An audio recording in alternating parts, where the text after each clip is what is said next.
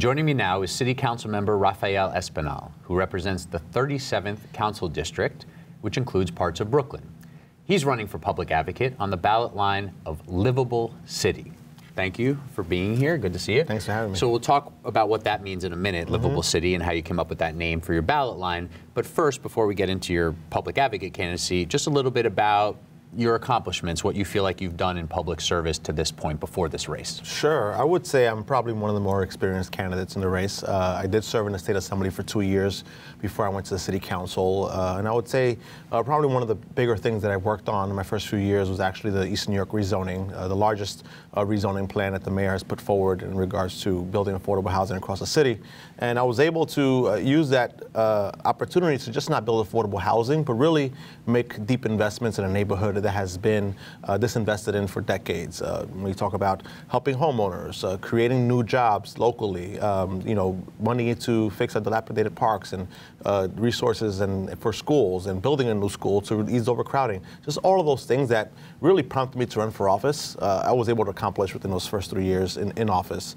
And after accomplishing that, I would say that I started focusing more on policy because I felt that being that I was able to be able to accomplish what I was hoping to accomplish in the first 3 years when it comes to investments, it allowed me to get that freedom to kind of think about what can I do citywide and work on issues that I think that the city should be talking about.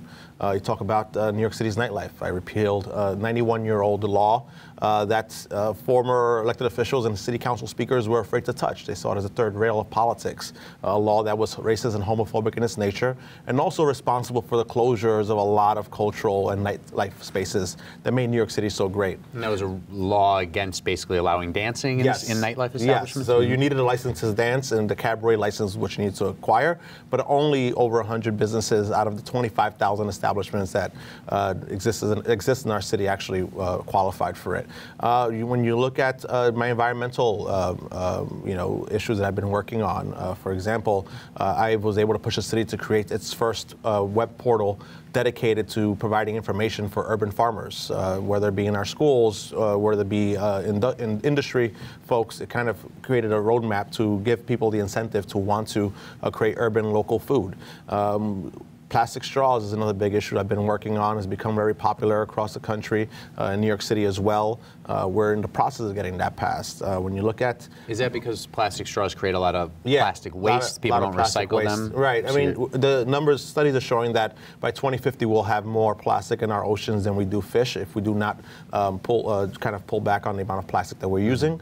Plastic straws is like the first step we can take to create greater awareness. And I think we've been successful as that. What's happening on that front? Is there a ban going into place? Yeah, we're actually kind of tightening up negotiations. The disability community was concerned about how that might affect its members, so we brought them to the table to figure out what is the best way to move forward. I think we'll have a resolution hopefully in the next month. I think that I've worked on a lot of issues. I think government has not really had its finger on its pulse, and I think it's really helped activate a lot of young voters who normally felt that local government wasn't talking to the issues they cared about most. And I see that as a strength coming into this campaign as public advocate. All right, perfect segue. So this campaign, what is your campaign about? Why public advocate? You're in the city council, you're being productive, as you said. Why take that next step? What is it about you that voters should think, okay, that guy should be my public advocate? Yeah, well, I grew up in East New York, as I mentioned. It was historically disinvested neighborhood where we faced a lot of challenges. When you look at the crack epidemic and how many people suffered through that, disinvestments in our schools. I went to the most segregated schools the city had to offer. When you look at the unemployment and underemployment of residents, I've seen what the impact that has had on my neighbors. I was lucky. I grew up in a union household. My parents were able to buy a home and build security in a community that wasn't secure. Just looking back on that, I think that I've learned what makes an unlivable community. And what I'm seeing is those pressures that my community has gone through, we're seeing across the city. Right now, you have to make on average $125,000 a year to live a comfortable life in New York City. Anything below that, you're struggling financially because of the cost of rents, because of the increased cost of living across the board. And I feel there's not enough being done to stop the glut of luxury housing that's being built and not really focusing on how we build real affordable housing and create paths to home ownership. When you look at small businesses, the fact that so many of them are closing down, and we have streets covered with gated storefronts, creating blights across the city. The path to entrepreneurship is not really there anymore for someone who wants to pour their life savings into that opportunity. And all of these things, I think, have made New York City a lot more less livable than it used to be. And so let's transition that then to solutions on those fronts. Start with affordable housing. You're a public advocate, or even right now you could be doing it as a city council member. What are you pushing for? What do you want to change to make it a more affordable city? All right. So I think I failed to answer the previous question. The reason I'm running for public advocate and wanting to leave the council is because it would give me that broader platform. I represent a very low voter turnout district. There are many times where I am not considered to be a serious person to bring into a conversation. I think because of the fact that my district has a low voter turnout, and that's the reality of politics, right? When you have people running for citywide office, I'm probably one of the last people you want to talk to because of that. So public advocate will allow me to kind of bring my work to the next platform and really speak for the entire city and be able to go around neighborhood to neighborhood and do the great work I've been doing in my district, but for all 5 boroughs. So I think it's important that we have someone who understands the issues. I think that in order to start addressing these things, is going to take a lot from Albany. We need someone with that experience of being up in Albany. I'm the only one that actually has both city and state experience. Going up to Albany, pushing for stronger rent control laws. I do believe that universal rent control should be on the table to allow every resident the opportunity to renew their leases without the fear they're going to lose their apartment when the lease is up at the end of the year. When you look at vacant storefronts, there should be a vacancy tax to push building owners to rent out those spaces and not hold on to them, hoping that they'll get a tax break or that a major bank will come in and pay astronomical rent prices. When you look at the luxury housing that continues to be vacant, there should be a tax on that as well. And these are issues. That's for some of the most valuable property where people are buying those mostly as investments or occasional homes and sort of just parking their money in real estate. You're favoring a tax on some of those properties if people don't actually live there. Definitely. Okay. I mean, we have an affordable housing crisis, and some of it has to do with demand, right? And the need to find apartments so for folks can be able to live in and pay an affordable price. I think that those are the major issues that we should be talking about this year. And once I get into office, that's one of the first few things I'll start focusing on. So let's connect what you said about affordable housing and what you said about your rezoning in your district. How do you feel about the process that's now going on around the city? Not in every neighborhood, of course, but the mayor, the first rezoning, as you said, that he worked on was with you in your district. There have been a few others since. How do you feel about how that process has unfolded? There are people in this race, people around the city who say that these rezonings, including yours, have sort of favored development and gentrification to the point of hurting the residents who live in those districts. Where are you on that? Well, I think it depends on what neighborhood you're speaking of. For East New York, it was different. East New York and Cypress Hills border Bushwick and Bed-Stuy, neighborhoods that have become gentrified without government intervention. And I felt that this was a way to kind of put the brakes on the market pressures that were spreading out into the outer parts of Brooklyn. How do we build affordable housing for those folks who can't afford the market rate housing in the community to be able to go into? And how do we give homeowners the resources they need to stay in their homes? But also, how do we create jobs so folks can be able to afford the rising cost of living in the city of New York? And it was a very comprehensive 3-point plan that I decided that it was the best way to move forward. I can't speak for Harlem. I can't speak for Washington Heights. But what I do know is that the city was, I think, unwilling or hesitant to make, I think, all of the investments that a community needs to be able to fight back against rising market pressures. And I find that to be very unfortunate. I was lucky that I was the first one. I think I had most leverage because of that. And there was a real push to get it done. And it wasn't until the last minute of the conversation that I was able to get all the investments that I was asking for. Okay, so maybe some of those other deals weren't quite as strong, you think, as the deal you got.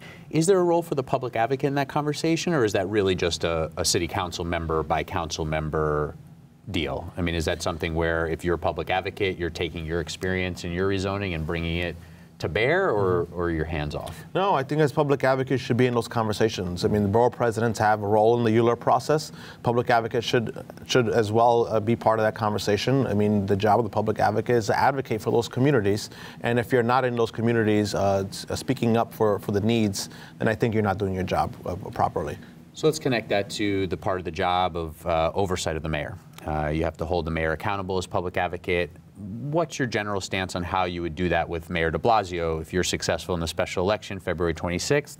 The next day, you're public advocate. You've got at least a little while where he's the mayor and you're the public advocate, and who knows what happens after that. What's your approach to him? How do you think there's areas where he's clearly fallen down that you need to jump in and hold him accountable? Are there things you want to work with him on? Yeah, I mean, I think it's important for us as New Yorkers to know that the reason we're in the situations we are in today is because past leadership and current leadership did not make the right investments, did not put forward the right policies to protect us from the growing market pressures of our city. And we need someone who's going to bring in fresh, bold ideas and not be afraid to stand up against the mayor. The mayor, of course, has great policy points. You talk about universal pre-K. That's a point where you can stand next to him and help push that agenda. But there are times where you see, for example, most recently, the Fair Fares program that the City Council worked hard to pass in the budget not being implemented the correct way, to the point where New Yorkers are missing out on this great resource. Those are moments where the public advocate should be jumping in and aiding the City Council in holding the mayor accountable to make that happen. So, I think in my first year in office, actually, I was the first Democrat to stand up against the mayor on one of his major platform ideas, and that was banning horse carriage industries. When everyone was afraid because the mayor had a mandate, because he came in with over 70% of the vote, my first year as a freshman, I stood up in the steps of City Hall and blocked the bill from going through my committee that would ban the horse carriage industries, and the horse carriages are still running in New York City today. Why was that? What was the main thrust of your argument? The jobs that came with it, the fabric of New York City, the opportunities that it brought when it comes to tourism. There are a lot of factors. The studies that have shown that the horses were being treated humanely, and I think that no matter where you fall on the issue, my point on that issue is that I have been I've been a person who has been unafraid to take them on, and that's been my attitude across the board. I wouldn't have gotten the deal in East New York that I have gotten if I didn't put the pressure on the administration to get it done. And when we look at this field, there's a lot of qualified candidates with strong resumes, a lot of your colleagues, past city council speaker, several city council members, assembly members. Maybe you've gotten at some of this already, but are there ways in which you say, I can differentiate myself from this group in the following ways? Are there things we haven't mentioned yet that you would say, you indicated current leadership, past leadership has fallen down on some things. That sounds like a little bit that the former city council speaker who's in the race, didn't lead on certain issues. What would you point to? I mean, you would point to the successes Corey Johnson has had in the past year in passing legislation that we've dropped the ball on. For example, capping Uber. And because of the fact that that did not happen in 2015, if I remember that was the correct year, we have seen, again, a glut of cars, congesting our streets, of taxi drivers, unfortunately, taking their own lives because of the pressures of being a taxi driver in our city. That was an issue that I think we could have pushed forward. We had to be unafraid to make that happen. And you're seeing these things actually passing today.